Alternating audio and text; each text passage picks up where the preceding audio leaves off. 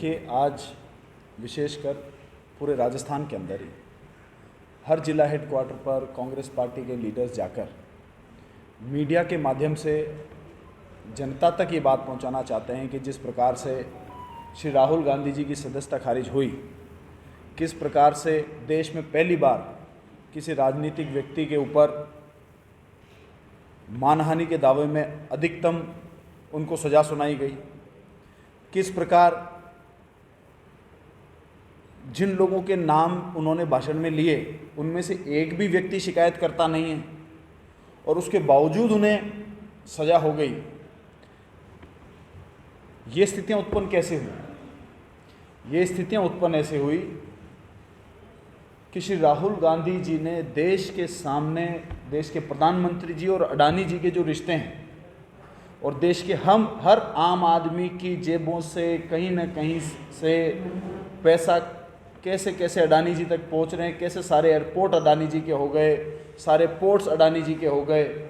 जब देश में नरेंद्र मोदी जी प्रधानमंत्री बने थे तब वो दुनिया में 607वें नंबर के सबसे धनी व्यक्ति थे, 607वें। और उनके 8 साल प्रधानमंत्री रहते रहते वो दुनिया के पहले 3 में कैसे उन्होंने अपनी जगह बना ली। इन रिश्तों के बारे में जब श्री राहुल गांधी जी ने पार्लियामेंट के अंदर उनको एक्सपोज करना शुरू किया, उनसे सवाल पूछना शुरू किया, उन्होंने पूछा कि मोदी जी पार्लियामेंट में ये बताएं कि कितनी यात्राओं में अडानी जी मोदी जी के साथ गए, कितनी यात्राओं में मोदी जी से पहले वहाँ गए और उनके बाद उनके साथ शामिल हो गए, कितनी यात्राओं में मोदी जी के आने के बाद में अडानी जी वहाँ गए और कितनी मोदी जी की देशों की यात्राओं के बाद में अडानी जी को उन देशों में कॉन्ट्रैक्ट मिले हैं। ये सवाल का जवाब देने की बजाय उन्होंने सवाल पूछने का अधिकार ही छीन लिया पार्लियामेंट के अंदर। लेकिन मैं समझता हूँ कि श्री राहुल गांधी जी, आपने यात्रा के दौरान आप सब ने कहीं ना कहीं उनको कवर किया, चाहे 1 दिन के लिए किया हो चाहे 2 दिन के लिए किया हो। देश के बहुत सारे पत्रकारों ने उनको, जब उन्होंने ये तय किया था कि मैं कन्याकुमारी से कश्मीर तक यात्रा करूँगा, तब बहुत लोगों को विश्वास नहीं हो रहा था कि 4.5-5 महीने की कठिन यात्रा 4000 किलोमीटर से ऊपर है, कैसे करेंगे। लेकिन उन्होंने ये असंभव काम करके दिखाया। सारे काम छोड़कर देश में एकता बने, देश में कोई प्रकार का जहर नहीं फैले, उस मुद्दे को लेकर देश में यात्रा करी और देश के सैकड़ों करोड़ों लोगों ने उनके साथ शामिल होकर उसके बाद में आप देखेंगे कि कितनी इस प्रकार की पिछली गर्मियों में क्या हालात थे, कितनी घटनाएं हुई और इनकी यात्रा शुरू करने के बाद में कितनी घटनाएं कम हो गई, क्योंकि वो सब स्पॉन्सर्ड घटनाएं थी। चुनावी साल आ रहे थे, उनके लिए स्पॉन्सर्ड घटनाएं चल रही थी। आज की तारीख में इनकी राहुल जी की यात्रा के बाद में कम हो, कहीं ना कहीं भारतीय जनता पार्टी डरी हुई है, राहुल जी से घबराई हुई है, उनका अधिकार छीनना चाहती है। कांग्रेस पार्टी डरेगी नहीं, श्री राहुल गांधी जी डरेंगे नहीं, अन्याय के खिलाफ, गलत के खिलाफ लड़ते रहेंगे और एक दिन, जिस दिन जनता को ये समझ में आएगी, उस दिन श्री नरेंद्र मोदी जी को अपना पद छोड़ना पड़ेगा। कांग्रेस का आगे का प्लान क्या है इसके? देखिए, निरंतर हम हर जिले में पीसी कर रहे हैं, इसके बाद में हर ब्लॉक लेवल पर पीसी करेंगे, हर संभाग लेवल पर माननीय मुख्यमंत्री जी खुद, प्रभारी आदरणीय रंधावा जी, प्रदेश अध्यक्ष आदरणीय डोटासरा जी, वो खुद हर संभाग में जाकर जनसंपर्क कर रहे हैं कार्यकर्ताओं के साथ में, आमजन के साथ में। कल हमारे कोटा के अंदर कार्यक्रम है और वो पधार रहे हैं, पूरी जोर शोर से पूरी हाड़ोती का एक एक कार्यकर्ता उनके कार्यक्रम में जा रहा है और उनके मैसेज को गांव-गांव में, घर-घर में, गली-गली में आमजन तक पहुंचाया जाएगा कि किस प्रकार से ये चुनी हुई सरकार देश की सवाल पूछने पर मना कर रही है। आने वाले समय में इस तानाशाही कहाँ तक जाएगी, ये देश की जनता को बताने का काम है। भाजपा का सीधा कहना है कि कोर्ट का फैसला था, भाजपा का नहीं था। तो कोर्ट का तो फैसला सबको पता है, लेकिन सदस्यता एक सेशन कोर्ट के ऊपर सदस्यता रद्द करने का फैसला देना, उनको अगले कोर्ट में, बड़ी कोर्ट्स और भी हैं, बहुत सारे ऐसे फैसले देखने को मिले हैं कि छोटी कोर्ट में कई बार कुछ और फैसला आया हो, उसके बाद हायर कोर्ट्स में उन लोगों को रिलीफ मिला हो। तो इतनी क्या जल्दी थी कि सेशन कोर्ट के या अतिरिक्त जिला कोर्ट के फैसले के ऊपर ही पार्लियामेंट अपना फैसला सुना दे?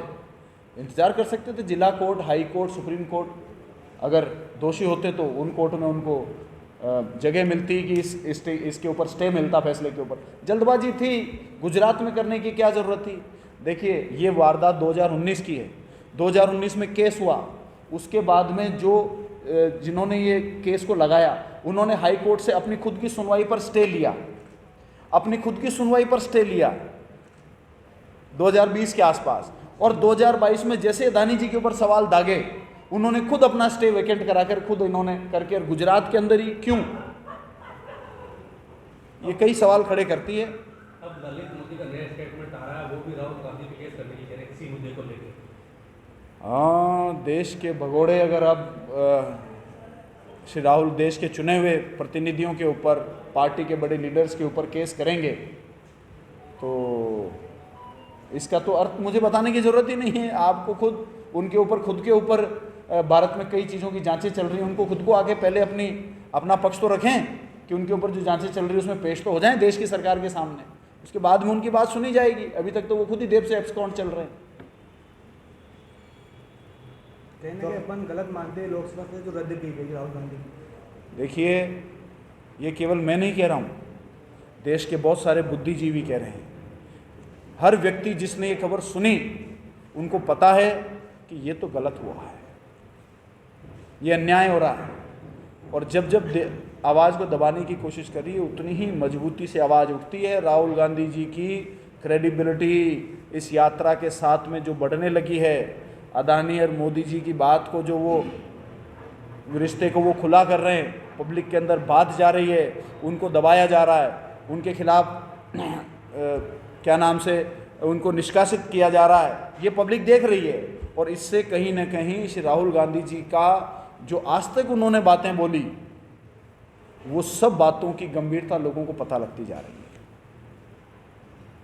तो संभाग स्तर पे इसको लेकर आप देखेंगे कि जब कोरोना आया उससे पहले उन्होंने कई बातें कही और बाद में वही बातें हुई।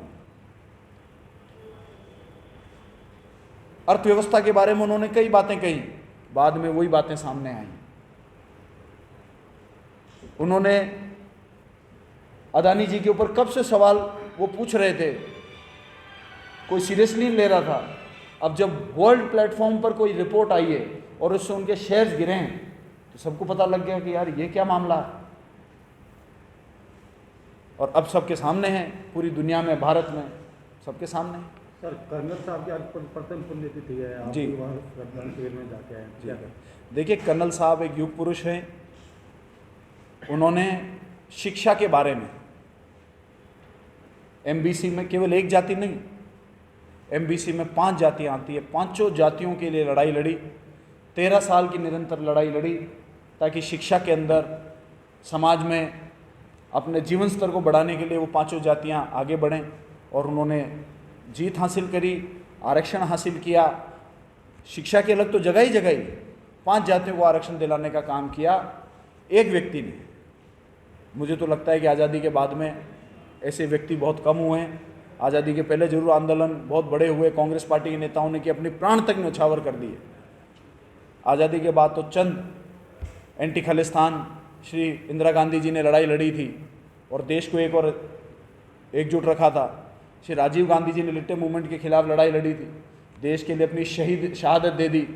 ऐसे बहुत कम लोग हुए हैं जिन्होंने इतना बड़ा मूवमेंट करके देश के लिए और देश में बसने वाले लोगों के लिए अच्छा काम किया है। एक सर नैनवा को जिला बनाने की मांग भी आज उठी है, अभिभाषक परिषद के सदस्यों ने ज्ञापन दिया है, क्या कहना? मुझे आके कोई नहीं मिला, आज ज्ञापन दिया है मैं तो सर। नैनवा ही था, किसको दिया ज्ञापन मुझे तो पता SDM साहब को नहीं। दिया हो है। सक तो उनको पूछो, फिर एसडीएम साहब को जिला बना देंगे क्या?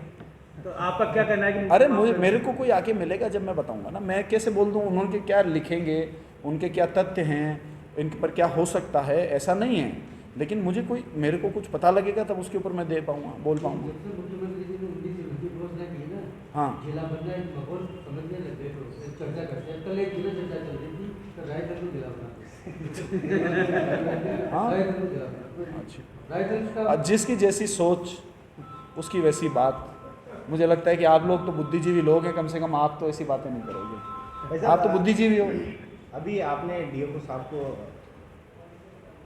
हाँ बैठक में हाँ एक दिन में जान निकाल देने की बात कही थी, और देखिए इसको लेकर आप क्या प्रदर्शन हो रहा है? बैठक में जो भी बात हुई आप लोगों के सामने हुई। देश में कानून है, लोकतंत्र की व्यवस्था है, सबको अपनी बात कहने का अधिकार है, सब अपनी बात कह रहे हैं और कानून में सारी व्यवस्थाएं हैं। यदि कोई सही करेगा काम तो उसको पुरस्कृत करने की व्यवस्था है, यदि कोई गलती करेगा तो उसको सजा देने की व्यवस्था है, तो कोई दिक्कत ही नहीं है। जो वनकर्मी हैं वो लगातार प्रदर्शन कर अपनी रहे हैं। बात माफी कहने का मांगने- माफी लोकतंत्र मांगने के की बात अंदर कर रहे हैं। सबको अपनी बात कहने का अधिकार है, यही असली लोकतंत्र है। कांग्रेस पार्टी कभी लोकतंत्र को कमज़ोर नहीं करती, कभी किसी की बात कहने के अधिकार को दबाती नहीं है। कांग्रेस के राज में नहीं होगा, नहीं देखेगा आप। वनकर्मी लगातार यही मांग कर रहे हैं कि चांदना जी, मैं आपको कह रहा हूँ लोकतंत्र में सबको अपनी बात कहने का अधिकार है, ये तो अच्छी बात है। लोकतंत्र में अधिकार मिलना चाहिए, डरना नहीं चाहिए। राहुल गांधी यही तो कहते हैं कि डरो मत, डरो मत। क्या माने इस चीज को? आगे भी आप आपके हिसाब से मानते रहिए और आगे भी आपके सामने आ जाएगा। और बताएं। लक्षद्वीप के एनसीपी सांसद की लोकसभा के सवाल हाई कोर्ट ने उसको बाहर कर दिया, क्योंकि वो हाई कोर्ट में गए थे, अपील की थी, उन्होंने इसलिए बाहर कर दिया। तो क्या राहुल गांधी ने आप कांग्रेस के राजनीति में? देखिए ये बड़े लेवल का फैसला है लेकिन आदमी और निश्चित रूप से श्री राहुल गांधी जी और कांग्रेस पार्टी के लीडर्स जो हैं वो सब मिलकर कोई ना कोई इसके ऊपर स्ट्रेटजी बना रहे हैं। जब वो उसको खुलासा कर देंगे तो हम बिल्कुल आपके माध्यम से देश की जनता को बताने का काम करेंगे। राहुल गांधी की शिष्टता समाज को विपक्ष ने लेकर बने, तो इसका एक मैसेज देते हैं, इसका नेगेटिव निकल के आ रहा है सामने, तो इसका एक पॉजिटिव पक्ष भी नजर आ रहा है। सारे विपक्ष ने लेकर में हवा बनने लगी, लोकसभा चुनाव करके हवा बनने लगी, मतलब पॉजिटिव बात सामने रखी जा रही है। राहुल गांधी के साथ ये एक्शन हुआ, इस एक्शन का रिएक्शन हो गया, तो ये साथ में मैसेज आने लग गया, इसका फायदा भी हो रहा है कांग्रेस को देखा जाए। देखिए फ़ायदे और नुकसान के लिए श्री राहुल गांधी जी कोई काम ही नहीं करते हैं, वो तो सही और गलत के लिए काम करते हैं कि जो सही है वो होना चाहिए, जो गलत है वो रुकना चाहिए। अब इसमें मुझे फ़ायदा हो तो फ़ायदा हो, नुकसान हो तो नुकसान हो। देश में सबसे ईमानदार नेता और अपनी बात कही भी उस पर से कभी नहीं पलटने वाला श्री राहुल गांधी हैं। आपको पता है, आपने उनको देखा है, पिछले 19 सालों से 2004 से मेंबर पार्लियामेंट बने थे, उनको नेता बनते हुए आप लोगों ने देखा। 19 सालों में कितना उनमें निखार आया, कितनी उनमें बातों की नॉलेज हुई है, क्या उनके मूवमेंट्स रहे हैं, कितने उन्होंने आंदोलन किए हैं, कितने उन्होंने भाषण दिए, सब चीज़ें आपने देखी हैं, आप लोगों के सामने, देश की जनता के सामने। तो फिर बार तो बीजेपी मुद्दा बना रही है। राहुल गांधी ने जिसमें चुनाव लड़ते समय किसानों का, अगर राजस्थान में कांग्रेस सरकार बढ़ती है, किसानों का कर्ज माफ किया जाएगा 10 दिन में। राजस्थान सरकार से अधिकृत जितने भी बैंक थे उन सब बैंकों का 2 लाख तक का कर्जा माफ हो गया। जो केंद्र सरकार का अधिकृत बैंक है वो तो केंद्र सरकार के माध्यम से, राजस्थान सरकार, ये तो राजस्थान सरकार की घोषणा थी ना, तो राजस्थान सरकार की घोषणा थी कि किसानों का कर्ज माफ होगा और राजस्थान सरकार से अधिकृत जितने बैंक थे उनके कर्जे माफ 2 लाख तक के कर दिए। इसमें कहाँ बात है, किसी एक को भी नहीं छोड़ा। अब केंद्र सरकार का कोई काम है वो करने के लिए राजस्थान सरकार थोड़ी बाध्य है, वो तो चिट्ठी लिख सकते हैं, उनसे आग्रह कर सकते हैं, उनसे आग्रह कर सकते हैं कि इसकी परमिशन दें या इसका कोई रास्ता निकालें, एक बार बैठकर एक टेबल पर आए, चर्चा करें, बैंक भी आए, केंद्र सरकार आए, तो केंद्र सरकार के थ्रू जो काम होना है वो केंद्र सरकार की इच्छा शक्ति के, शायद केंद्र सरकार नहीं चाहती, देश के प्रधानमंत्री नहीं चाहते कि किसानों का कर्जा माफ हो, वरना उनको आगे आना चाहिए।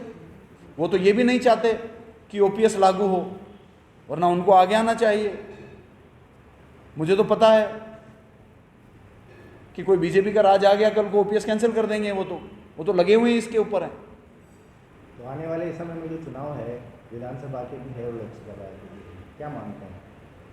देखिए हम अपनी बात को मजबूती से जनता के पास में पहुंचाएंगे, पॉइंट ऑफ व्यू को पहुंचाएंगे, क्या क्या घटनाक्रम हुए, किस घटनाक्रम का अर्थ क्या निकलता है, कैसे लोकतंत्र को कमज़ोर करने की, कैसे प्रदेशों में जनता की चुनी हुई सरकारों को गिराने की साजिशें करी गई, मध्य प्रदेश, कर्नाटका, तो उसमें कांग्रेस का नुकसान नहीं किया है, जनता के विश्वास का नुकसान किया है भारतीय जनता पार्टी ने, और उसका भुगतान देखो, ऊपर वाले की लाठी में आवाज़ नहीं होती, जिस दिन पड़ती है उस दिन पड़ी जाती है। कोई गलतफहमी में घूमता रहता है और जिस दिन लाठी पड़ती ऊपर वाले की उस दिन आवाज़ नहीं होती, बस लाठी का परिणाम नज़र आता है कि भैया बिखर गए।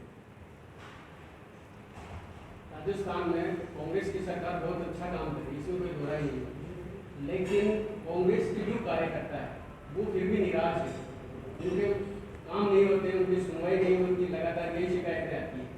इसके अलावा जो कांग्रेस के जो प्रदर्शन होते हैं, जैसे राहुल जी का ही मुद्दा है, उसमें कांग्रेस के कार्यकर्ताओं की जो संख्या होना चाहिए वो नहीं हो पाती। कल देखिएगा कोटा में, चुने हुए जनप्रतिनिधि है वो तो किसी प्रदर्शन में आते ही नहीं है। कल कोटा एमएलए तो नजर आ रहे हैं, मंत्री नजर आ रहे हैं, लेकिन यहाँ के सरपंच, प्रमुख और प्रधान किसी प्रदर्शन में नजर कल कोटा में देखिएगा आप, कल कोटा में देखें, उसके बाद में कहेंगे। तो मुझे लगता है कि अभी तो ऑथेंटिक कार्यक्रम तो सबसे बड़ा यही हो रहा है। कोटा में तो गेहलोत साहब आ रहे, डोटासरा जी आ रहे, तो उनके सामने तो दिखा देंगे। मुद्दा तो राहुल जी वाला ही है ना। आम जनता के बीच में कांग्रेस की उपस्थिति कमजोर है। नहीं, ये तो मुझसे कोई कार्यकर्ता कहेगा तो मैं उसको संतुष्ट कर दूंगा।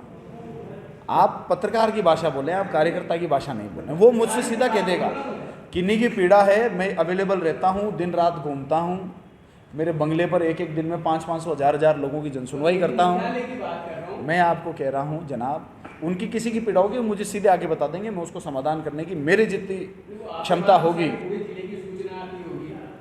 और देखिए, मेरी बात सुनिए, राजस्थान में इस बार जन जन कह रहा है कि अशोक गहलोत थारो भलो हो जाए, अशोक गहलोत थारो भलो हो जाए, अशोक गहलोत थारो भलो हो जाए। ये जन जन की आवाज़ है। पहली बार है कि 4.5 साल तक किसी सरकार की खिलाफत नहीं है, पहली बार है पिछले 30 सालों में। ये आप भी मान रहे हैं, बस बाकी चलने दो। जिलाध्यक्षों की घोषणा कब तक हो जाएगी, क्या माने? देखिए, मुझे भी फैसला, वो मुझे भी घोषणा होने के बाद ही पता लगेगा। कब तक माने? नहीं, कब तक तो मैं कह रहा हूँ ना, कब किस दिन और कब तक हो जाएगी ये तो होने के बाद में हमको पता लगेगा। यदि मुझे किस दिन पता लगेगा तो मैं आपको बता दूँगा। ये तो देखिए, सीनियर लीडर्स, क्योंकि इतना बड़े फैसले हैं, ये बहुत इम्पोर्टेंट और क्रूशियल फैसले हैं, ये सीनियर लीडर्स को लेना होता है और बाकी कार्यकर्ता को उन्होंने जो फैसला ले लिया उसको स्वीकार करना होता है। जो कोई भी टीम, मैं खिलाड़ी हूँ, 11 खिलाड़ी होते हैं, कोई भी टीम तभी जीतती है वो अपने कप्तान के कहने में चलती है। कप्तान का जो भी फैसला है वो स्वीकार है और अब आगे बढ़ेंगे, वो टीम ही जीतती है। हाँ, आपने भी किसी नाम पर तो सहमति दी होगी। बस कांग्रेस ही होना चाहिए, चाहे कोई भी हो। हम तो उनके नेतृत्व में जिसको भी बनाएंगे उनके नेतृत्व में काम करेंगे, कांग्रेस के लिए कांग्रेस को मजबूत करेंगे। नहीं, मैं तो देखो, कोई तो कल वाले प्रदर्शन एक पर हाथ रखना और एक पर हाथ नहीं रखना, ये तो कोई बात ही नहीं है। सारे कांग्रेसी, सबका दावा बराबर है, सबका अधिकार बराबर बनता है। ये कल जो संभाग पर प्रदर्शन है, इसमें सचिन पायलट भी आएंगे, क्या माने? कौन आएंगे और कौन नहीं आएंगे मैं कैसे बता सकता हूँ आपको, बताइए। मैं कोई होस्ट नहीं हूँ, मैं अधिकृत उसको इनवाइट करने वाला किसी भी मेहमानों को नहीं हूँ। मैं तो एक कार्यकर्ता के रूप में जा रहा हूँ, क्योंकि मुझे पता है कि हमारे दिल्ली की लीडरशिप, जनरल सेक्रेटरी आ रहे हैं, प्रदेश की लीडरशिप, प्रदेश अध्यक्ष जी और माननीय मुख्यमंत्री जी आ रहे हैं, और हमारी कॉन्स्टिट्यूंसी में तो इतना उत्साह है, शायद आपको कोटा और पूरे संभाग से ज़्यादा ही लोग इंडोली नैनवा के मिलेंगे। उनमें तो इतना राहुल गांधी जी के लिए इतना जुनून है कि वो खुद जाकर नेताओं का संबोधन सुनना चाहते हैं, फिर उसको आम जन तक पहुंचाना चाहते हैं। कितनी संख्या मानते हैं इंडोली नैनवा? फिर मैं कह रहा हूँ, संख्या नंबर में तो मैं क्या बताऊँ, जन समूह उमड़ेगा। मैंने अब देखिए, मुख्यमंत्री जी इंडोली आए थे तो मेरा एक एस्टिमेटेड आइडिया था कि 50,000, 40,000, 35,000 तक लोग आ जाएंगे। अब 80-90 हज़ार आ गए, उनकी लोकप्रियता इतनी है, तो मुझे थोड़ी पता था कि 80-90 हज़ार लोग आ जाएंगे। लोकप्रियता मुख्यमंत्री जी की इतनी, अब कल कितने जाएंगे ये तो मैं तो नहीं कह सकता, लेकिन रिकॉर्ड बनेगा।